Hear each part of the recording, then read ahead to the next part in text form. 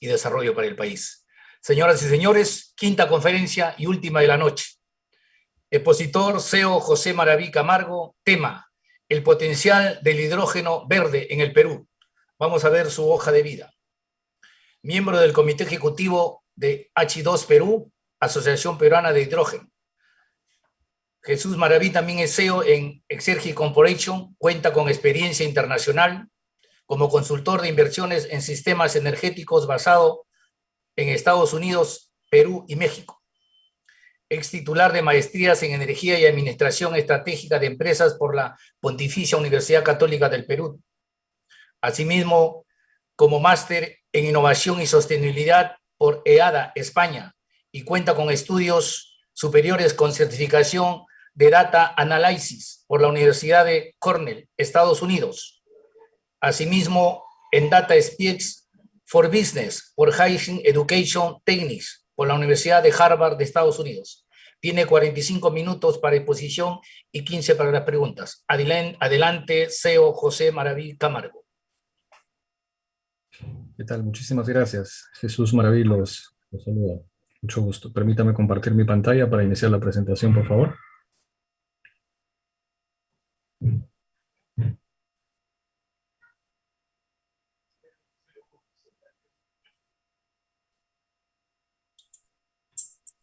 Solo confirmar que la pueden ver conforme. Sí, se ve conforme. Ok. Excelente. Bien, muchísimas gracias. Bueno, como ya nos hicieron la introducción, soy Jesús Maraví, estoy en esta oportunidad en representación de H2 Perú, la Asociación Peruana de Hidrógeno, que tiene como uno de los principales objetivos contribuir a la carbono neutralidad hacia el año 2050 de nuestro país, ¿no? Consideramos que el potencial del hidrógeno verde en el Perú es realmente relevante y va a permitir cumplir con los compromisos que tiene en materia medioambiental en lucha contra el cambio climático a nivel internacional. Es muy conocido por todos que el clima está cambiando, ¿no? Todas nuestras actividades, de alguna manera directa o indirecta, producen diversa cantidad de emisiones. El último informe del IPCC, del cambio climático en el 2021, pues alerta que muchos de los cambios, por mucho esfuerzo que hagamos, podrían ser inclusive irreversibles. Entonces, esto hace que muchas de las motivaciones de diversos países que vienen desde el Acuerdo de París en el 2015 aceleren e incrementen las metas que tenían hacia 2030 y hacia 2050. Si revisamos un poco cuáles son los consumos de energía a nivel mundial, de acuerdo con el Renewable Energy Policy Network del siglo XXI, cerca del 80% de la energía que se produce o que se consume hasta el 2018 es producida por combustibles fósiles. Entonces, es un sector de 80% que es el que tenemos que reemplazar para poder hacer sostenible la vivencia en este planeta. De ese 80%, el 20% restante, solamente el 11% corresponde a energías renovables modernas, ¿no? Dentro de las cuales está la solar, la eólica, la biomasa, la geotermia, inclusive la mareomotriz. Sin embargo, estamos en una transición en donde podemos considerar que estamos en una etapa o una era del gas. Actualmente, en el mundo se produce cerca de 70 millones de toneladas de hidrógeno por año. De estas 70 millones, cerca del 75% se producen con gas natural. Es decir, el gas natural es un insumo fundamental para el consumo de hidrógeno porque a partir de este hidrocarburo es que se está produciendo casi la mayor parte del consumo a nivel mundial. Solamente cerca del 23%, principalmente en China y en otros países asiáticos, se consume o se produce el hidrógeno a partir de carbón, y solamente menos del 2% se produce a través de la electrólisis del agua, que es lo que comúnmente llamamos el hidrógeno verde. Entonces, en las proyecciones hacia el futuro, vemos que va a haber una creciente demanda energética y donde las energías renovables van a jugar un papel fundamental en este proceso de transición energética sostenible. Sin embargo, existen dos alternativas. En el caso del Perú, porque tiene los recursos, un futuro muy posible y renovable con hidrógeno verde y otro con hidrógeno azul, que sería viable en lugares, o es viable en lugares donde existe la infraestructura, la tecnología y la inversión necesaria para poder mitigar los impactos que tiene la generación de hidrógeno azul, como lo son los sistemas de captura y secuestración de carbono para evitar las emisiones y algunos procesos de mitigación de emisiones fugitivas de metano en este proceso productivo. El Perú, en particular, tiene ciertos compromisos que son los compromisos nacionalmente determinados. Dentro de estos tenemos dos relevantes que se enmarcan en la mitigación de gases de efecto invernadero y en la adaptación al cambio climático. De las metas condicionadas respecto de gases de efecto invernadero, no deberíamos de pasar las 208 millones de toneladas de CO2 hasta el 2030. Sin embargo, esto no es condicionado, pero sí buscamos alcanzar un máximo de 179 millones de toneladas, obviamente en función del financiamiento externo que tengamos y otras condiciones que sean favorables a cumplir esta meta condicionada. Respecto del cambio climático, debemos contribuir, a la meta global de adaptación mediante la reducción de daños a la sociedad en general, a los bienes, infraestructuras y territorios de todo el país, aprovechando oportunidades que ofrece justamente estas iniciativas de cambio climático para generar un desarrollo que sea sostenible y climáticamente responsable. Dentro de nuestras ambiciones políticas, buscamos elevar nuestra cuota de contribución en este aspecto. Al 2030 se proyectaba inicialmente que el 55% de los recursos energéticos renovables, de acuerdo a información del Ministerio de Energía y Minas, de los recursos energéticos deberían ser renovables. Sin embargo, estamos ya con una iniciativa de poder incrementar cerca de 15% para que el total de los 70% de recursos energéticos sea renovable.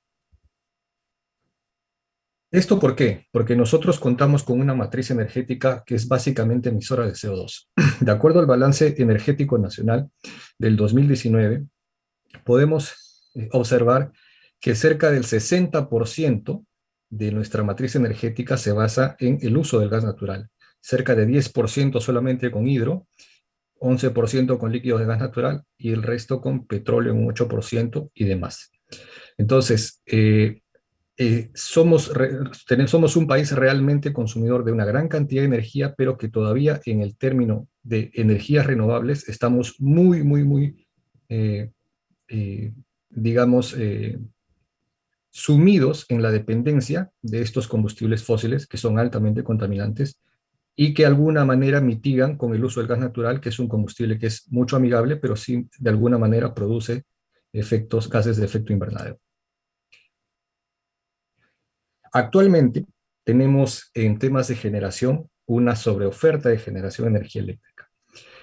Pero esta demanda se explica por el ingreso en el 2016 de grandes hidroeléctricas por arriba del gigawatt, ¿no? Además del bajo crecimiento que hemos tenido de la demanda. Entonces tenemos para nuestro crecimiento de demanda un exceso de energía eléctrica producida. Y esto se explica porque ha habido ciertas situaciones coyunturales que de alguna u otra manera han contribuido a frenar este consumo, este uso de demanda. Entonces, por ejemplo, de acuerdo a las proyecciones realizadas por el MINEM y algunas otras empresas de consultoría, los flujos de inversión minera en proyectos de optimización básicamente empezarían a crecer a partir del 2020.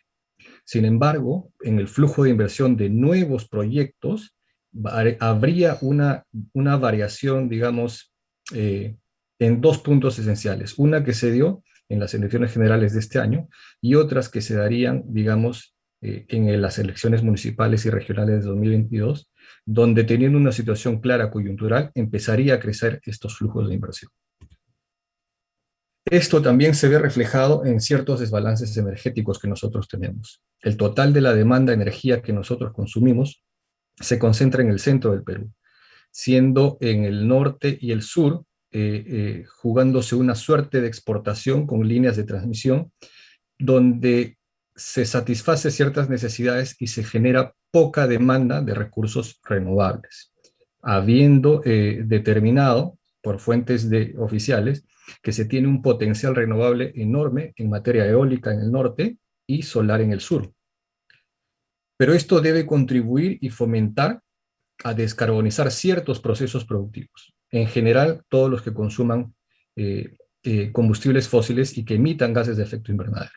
Entonces, esta descarbonización estratégica debe considerar ciertos cambios operacionales, que sean tecnológicos y que cumplan, digamos, alguna sinergia de mecanismos de mercado, ¿no? Ya sean para las emisiones de alcance de tipo 1, que son emisiones directamente producidas por el uso, el consumo o la quema de los combustibles fósiles, o las de alcance 2, que son las emisiones indirectas generadas por electricidad consumida y que se compra, o las de alcance 3, que son indirectas producidas por la actividad del emisor, pero que están, digamos, bajo el control de algún agente a este mismo emisor.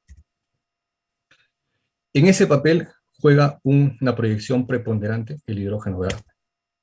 ¿Qué es el hidrógeno? Como todos sabemos, el hidrógeno es un vector energético, ¿no? Es la sustancia más común del universo que se utiliza como combustible y, a veces, y mayormente como materia prima, ¿no? Está producido a partir de energía renovable, permite reducir los gases de efecto invernadero, teniendo una producción limpia y utilizando energía renovable y agua. Tiene ventajas competitivas de que pueda ser almacenado, transportado y exportado, y permite una integración sectorial ofreciendo una alternativa que es limpia, sustentable y flexible para convertir esta energía eléctrica renovable en un portador de energía en usos de movilidad y diversas aplicaciones industriales. La producción del hidrógeno básicamente se basa en una energía primaria, que puede ser, tiene que ser renovable, en el caso del hidrógeno verde, y existen, bueno, diferentes tipos de colores para definir la fuente de producción del hidrógeno. Pero básicamente se basa en una fuente de energía primaria, que puede ser renovable o no renovable, para producir una energía secundaria como electricidad y otros tipos de derivados, y a través del proceso de electrólisis, de conversión bioquímica o conversión termoquímica, poder obtener ya sean productos de syngas o hidrógeno que se pueda almacenar y que puede ser deliberado o transportado al consumo final. Como les había mencionado, existen diferentes tipos de hidrógeno, ¿no? De hecho, algunos reportes muestran hasta 7 y más colores de hidrógeno, pero dentro de ellos los más comunes están pues el hidrógeno marrón, el hidrógeno gris, el hidrógeno azul y el hidrógeno verde, ¿no? El hidrógeno básicamente marrón, que es derivado de los combustibles, del uso de los combustibles de carbono, el hidrógeno gris de los procesos industriales derivados de carbono, pero sin secuestración de las mismas emisiones, y el hidrógeno azul, que es derivado también del carbono, de combustibles fósiles, pero que cuenta con sistemas de captura y secuestración de las emisiones de CO2. Y algunos sistemas de mitigación de gas metano, que son fugitivos o que suelen salir a la atmósfera, ¿no? Sin embargo, el hidrógeno verde es aquel que es generado por electrólisis a través de energías renovables. Puede ser energía eléctrica, eólica, solar, geotérmica, pero que es de una fuente renovable y que a través del proceso de electrólisis permite generar oxígeno e hidrógeno renovables, ¿no? Entonces, recapitulando, sabemos que es un vector energético y un combustible y materia prima, cuyas ventajas competitivas, lo hemos mencionado, es producido a partir de energía renovable y permite la integración sectorial que ofrece una alternativa que es sustentable y flexible para la industria en general. Esto es básicamente una recapitulación de lo que es ya en sí el hidrógeno verde, como les había mencionado. Utilizamos electricidad de fuente renovable de diversos recursos, puede ser eólica o solar, y vamos a decirle que la materia prima, el componente principal es el agua, porque es la que contiene la molécula de hidrógeno. A través de este proceso de electrólisis, utilizando equipos como electrolizadores, se descompone esta molécula y se tiene como dos productos, el hidrógeno y el oxígeno. Este hidrógeno renovable permite tener una sostenibilidad en el largo plazo, es muy versátil y obviamente tiene cero emisiones en el uso como producto final de su utilización, ¿no? Y tiene la facilidad de que puede ser transportado y utilizado ya sea en procesos industriales, en combustión directa o a través de celdas de combustibles o diversas aplicaciones que se pueden establecer en la industria. Entonces, básicamente, ¿cuáles son los tipos de electrolizadores que permiten utilizar este recurso? existen electrolizadores del tipo alcalino, el tipo PEM y del tipo SOEP, ¿no? Básicamente estos son algunos de los ejemplos, ¿no?, de las diferentes capacidades de los electrolizadores, desde 1.5 megawatts hasta 6 megawatts y hasta 400 megawatts, que son proyectos que están actualmente en desarrollo en el offshore, lo que se llama mar adentro, utilizando el potencial renovable de parques eólicos marítimos.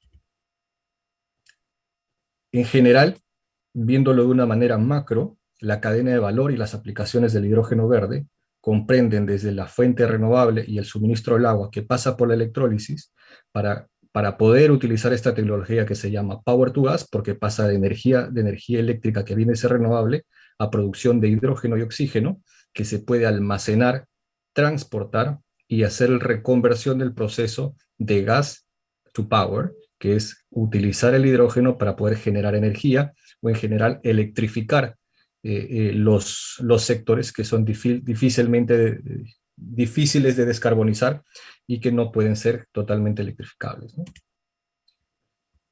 De hecho, el mercado actual del hidrógeno a nivel mundial, del 100% del hidrógeno que se produce, el 95% de este hidrógeno está basado en en la utilización de combustibles fósiles, ¿no? Solamente el 5% del hidrógeno descarbonizado se produce por electrólisis. De hecho, de este 95%, la producción de H2 se produce a partir de combustibles fósiles y el 29% a partir de hidrocarburos que son líquidos, restando un 17% a base de combustibles fósiles, pero que son a partir de carbón.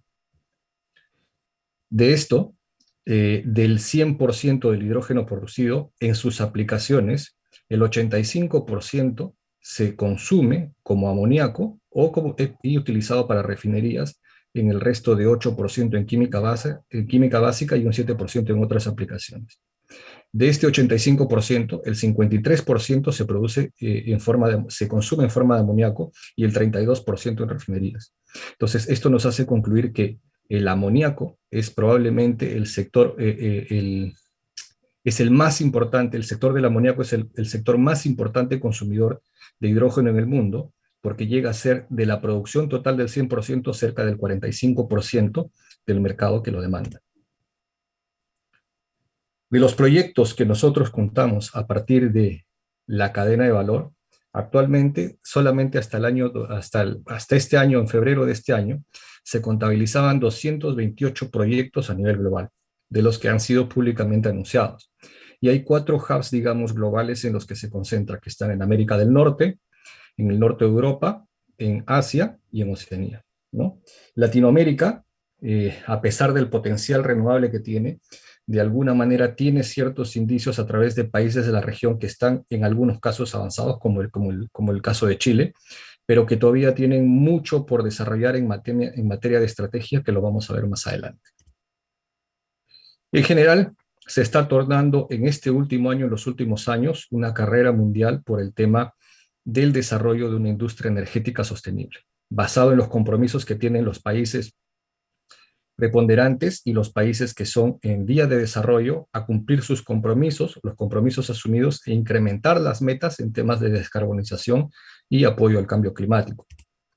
Algunos avances regionales, de acuerdo al Instituto de las Américas emitido este año, nos muestra que de alguna manera los países en Latinoamérica y el Caribe más avanzados en estas estrategias, por ejemplo, son Chile, Uruguay, Brasil y en algunos casos algunos países que son potencialmente fuertes en temas de energías renovables, como que podrían serlo en tema de hidrógeno verde renovable, particularmente como Perú y México, están empezando recién a desarrollar estrategias a través de instituciones privadas que les permitan generar algunas propuestas de consolidación sectorial y estatal para el desarrollo de esta industria. Pero en general, en el Perú, que es lo que nos interesa, ¿cuál es realmente el potencial de hidrógeno verde que tenemos? De hecho, en el Perú existe ya referencias de producción de hidrógeno verde, ¿no? En la zona sur, ¿no?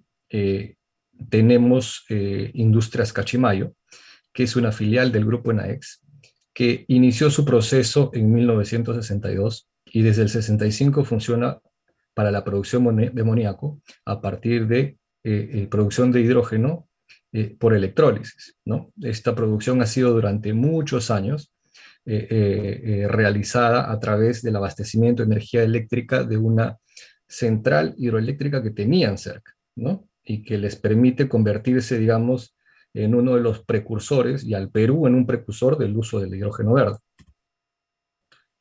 Pero en base al estudio que se realizó con la colaboración de Enginepack y la Asociación Peruana de Hidrógeno, hemos detectado que las regiones del norte y el sur son los principales potenciales centros de producción por los recursos renovables que mencionábamos hace rato.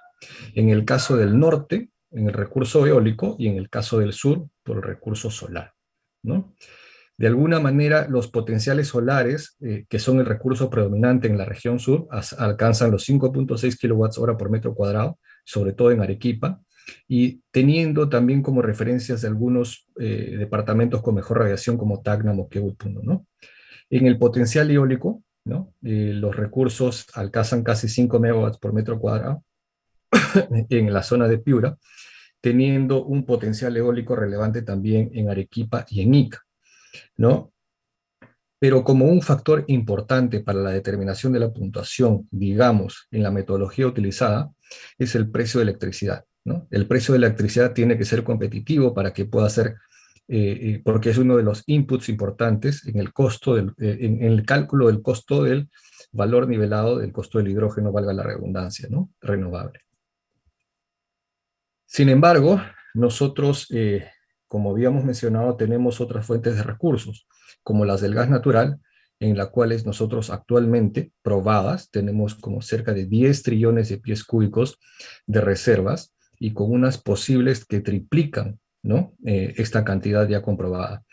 Sin embargo, esto lo tomamos en consideración con miras a poder utilizar una estrategia que pueda complementar la estrategia del hidrógeno verde con una implementación de hidrógeno azul, es decir, hidrógeno de bajas emisiones de carbono que permita realizar una transición energética y que permita también utilizar la infraestructura existente en materia de sector coupling, lo que le llamamos, acople de sectores, para poder en diferentes casos, ya sea utilizar algún blending o utilizar las redes de gas para poder inyectar ciertas cantidades de hidrógeno en las aplicaciones que lo requiera, y que las redes de gas también se puedan utilizar para compensar de alguna manera la intermitencia que pueda tener, por ejemplo, la producción de energía renovable. Revisando un poco más el potencial eólico en detalle, habíamos concluido que según lo que vemos del Atlas World del Perú del 2017 y las fuentes del Ministerio de Energía y Minas, el potencial renovable eólico lo tenemos en el norte y el potencial renovable solar lo tenemos en el sur. Esto nos permite proyectar que a futuro los precios obviamente van a ser mucho más competitivos, y debido a la tendencia que se ha visto en los últimos años, que ha sido muy poco, digamos, predecible para muchos consultores y especialistas en proyección del costo nivelado de energía, ¿no? Solamente en los 10 últimos años se ha bajado de $350 por megawatt hora hasta actualmente, hasta 2019 en cerca de 45 a 50 dólares por megawatt hora. Sin embargo, la referencia de la última subasta del costo de energía renovable en Chile mostraba un valor, cerraron en promedio una subasta de 23 dólares por megawatt hora producido de energía renovable.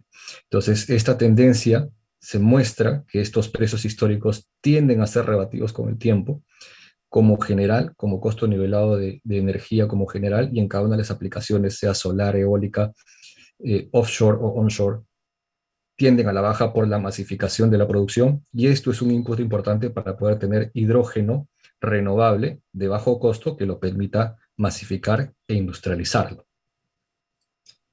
Entonces, luego de haber analizado un poco de la oferta y el potencial que tenemos de producir este recurso renovable, hemos analizado también la demanda.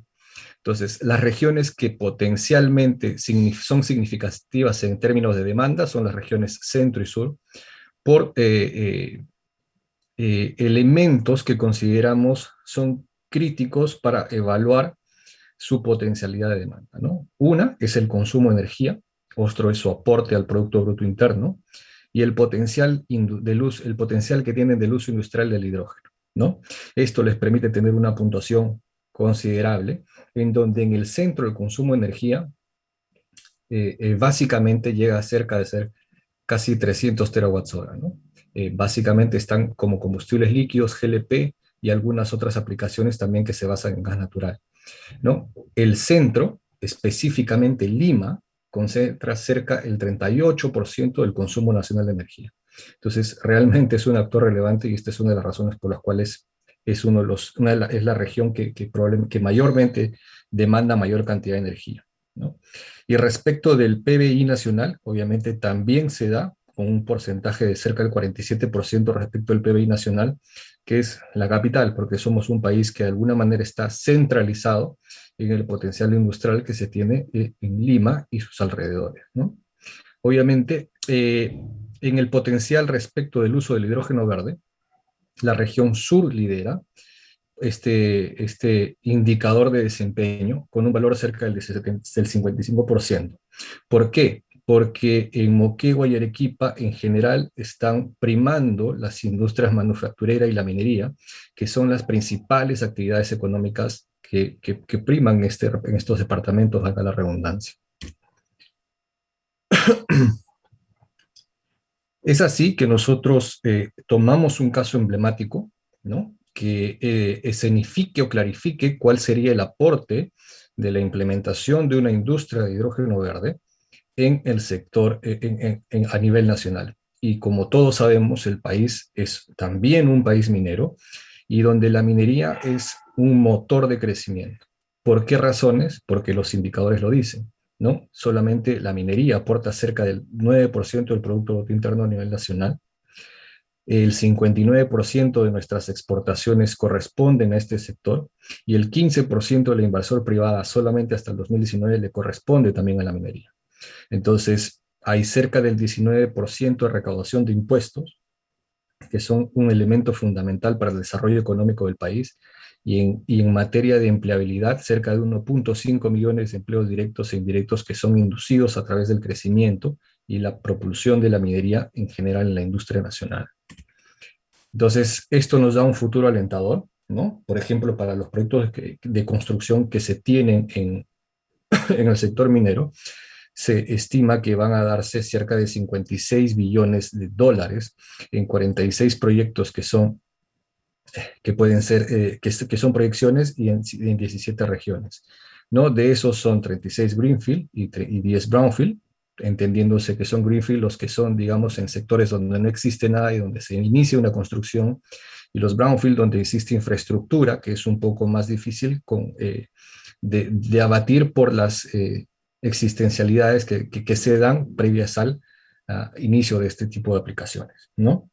Entonces, de este porcentaje total de inversiones, ¿no? Cerca del 67% corresponde para la producción de cobre. Por regiones, digamos que en Cajamarca es una de las que se proyecta con mayor grado de inversión y que cerca del 47% de estas están en etapa de prefactibilidad. Para los proyectos de exploración, tenemos también números que son un poco más relevantes, con cerca de 500 millones de inversión, divididos en 64 proyectos de 16 regiones, con 45 proyectos en Greenfield y en Brownfield 19, ¿no? Aquí también tienen un aspecto relevante el cobre, ¿no? Cerca del 52% de estas proyecciones de inversiones van a ser dedicadas a la producción de cobre, en regiones potenciales como Arequipa, ¿no? En una etapa que están todavía bajo evaluación. Entonces, consideramos que la minería está en el centro, o juega un rol fundamental en este proceso de transición energética, ¿no?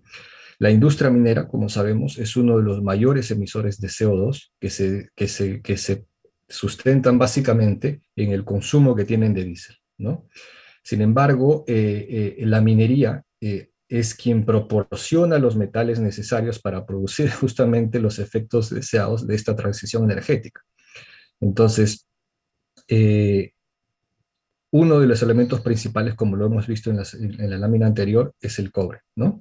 Que tiene un futuro prometedor porque este proceso de transición energética consiste en una electrificación, ¿no? Entonces tenemos dos opciones para poder electrificar.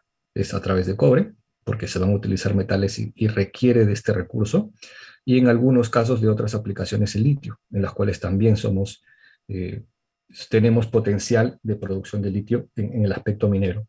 Entonces, lo que se necesita realmente es descarbonizar los procesos de obtención de estos minerales para poder tener metales que podamos consumir y exportar, pero que sean de bajas emisiones o de cero emisiones. Pero lo interesante de esto es ver qué tan competitivos somos. Sabemos que tenemos un potencial renovable significativo que nos posiciona estratégicamente en el mercado global.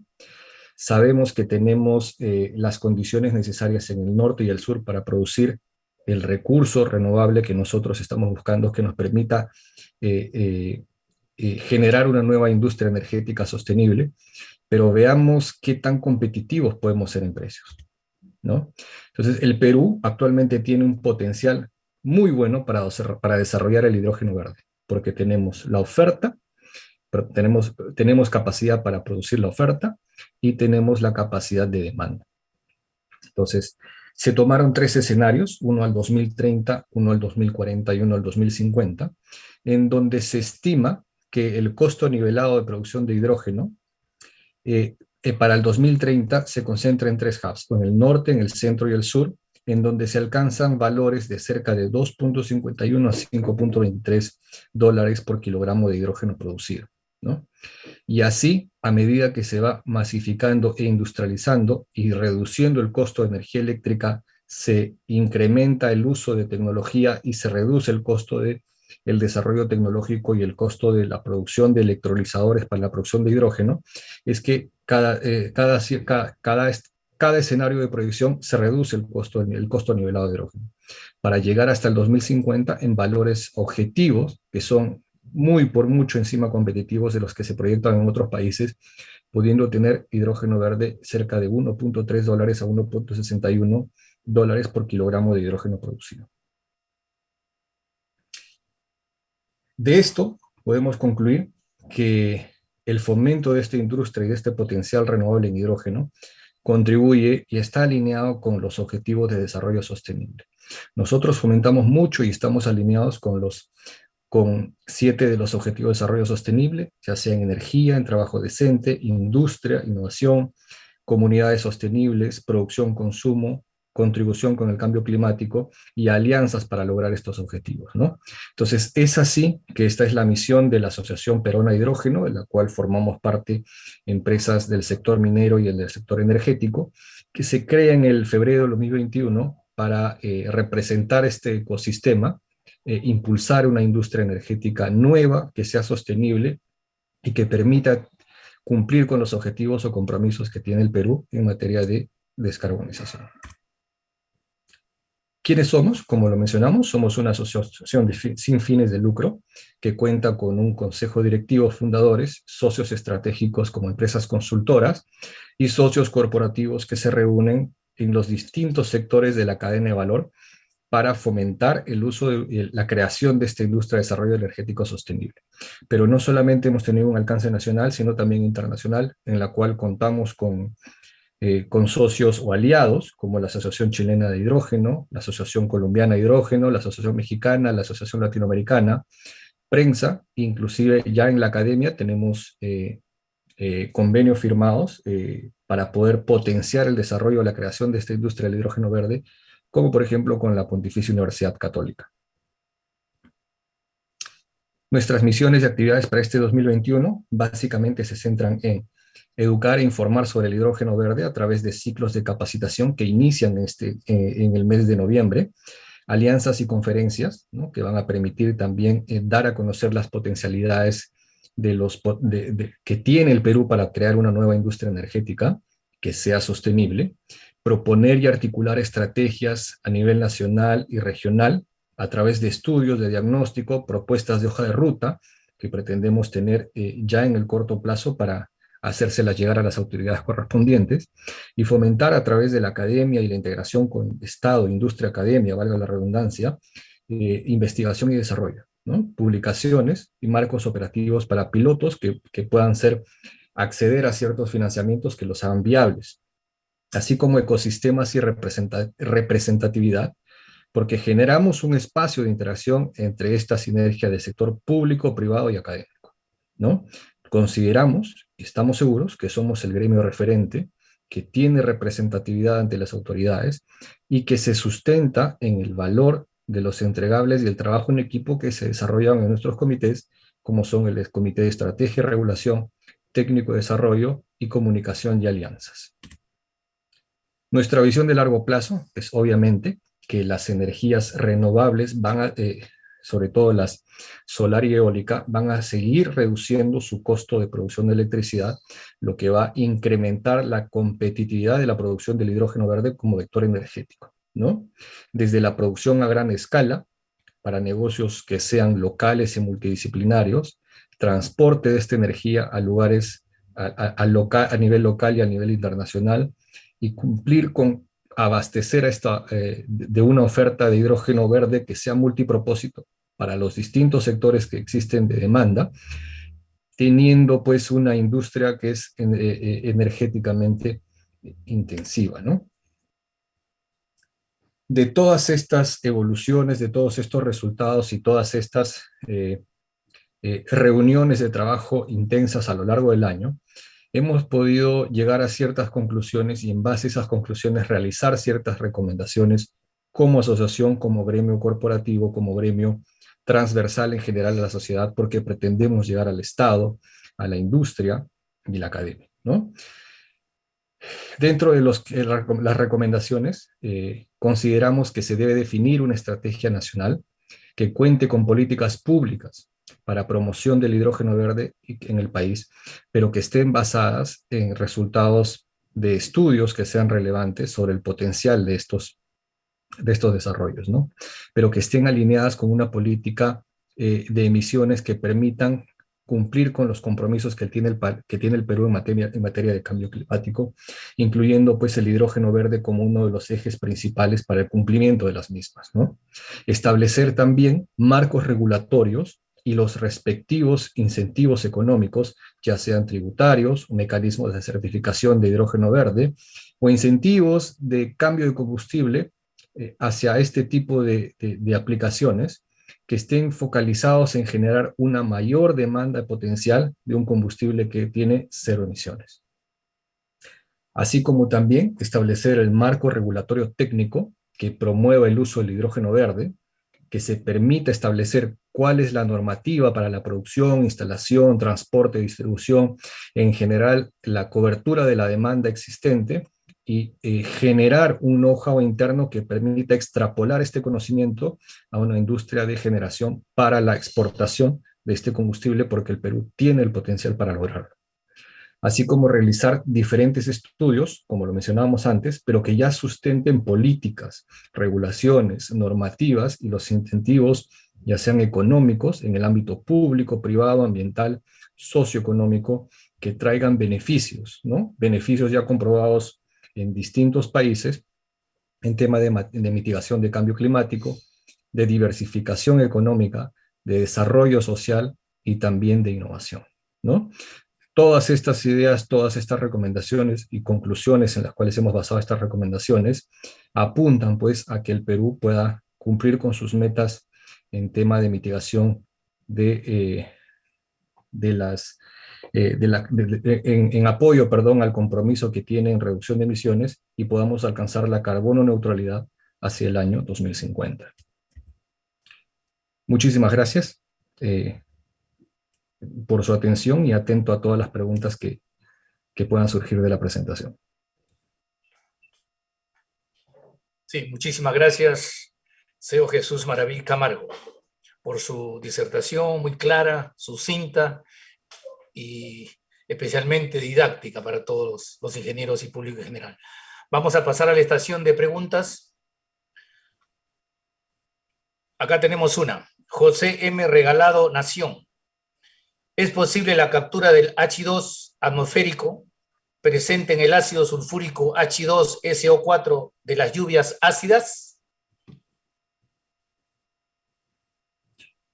Sí, bueno, en general existen diversos tipos de tecnología para poder realizar inclusive separación de producción por ejemplo, de la extracción del gas natural, el ácido sulfídrico, y poder, a través de la descomposición de estas moléculas, poder obtener el hidrógeno, ¿no? Sin embargo, no tanto está la pregunta relevante, consideraría que no está tanto en el hecho de que si se puede o no, sino que realmente es económicamente viable o no. El Perú tiene las condiciones para poder realizar esto y poder masificar esa tecnología que lo permita ser viable. Solamente, por ejemplo, como referencia, en el análisis que hemos hecho en el estudio para la producción de hidrógeno azul, los costos nivelados de hidrógeno, de producción de hidrógeno azul, que es a partir del steam reforming del metano, vienen a ser competitivos cerca hasta el año 2030. Sin embargo, para que sea hidrógeno azul y poder invertir en sistemas de captura de carbono y en reducción o mitigación de las emisiones fugitivas de metano, hace que ese CAPEX sea tan elevado que se tenga que recuperar en cerca de 20 a 25 años. Entonces, ese costo nivelado hacia el 2030, en donde llega a ser el breakpoint, donde el hidrógeno renovable se vuelve más competitivo que el hidrógeno azul, no haría sentido de que se pueda recuperar una inversión en 10 años, ¿no? Entonces, digamos que es más viable, podría ser más viable en países que tengan ya esta infraestructura existente y que les permita usar esta tecnología porque es, digamos, como un costo hundido y no un CAPEX de inversión que no lo haría viable, ¿no? Entonces yo creo que la pregunta más relevante sería, digamos, si es que realmente es viable, ¿no? Habría que ver el cost of ownership de las inversionistas, a ver si es que se puede, porque tecnología para captura, separación de moléculas existe y es completamente viable, ¿no? No hay ninguna otra pregunta. Me parece que ha estado muy claro. Y desde ya le agradecemos, CEO Jesús Maraví Camargo, por su brillante exposición. Muchas gracias, muy buenas noches. Invitamos a todos para el día de mañana, miércoles 13 de octubre, a continuar con el desarrollo de la CONIMERA 2021. Buenas noches, muchas gracias.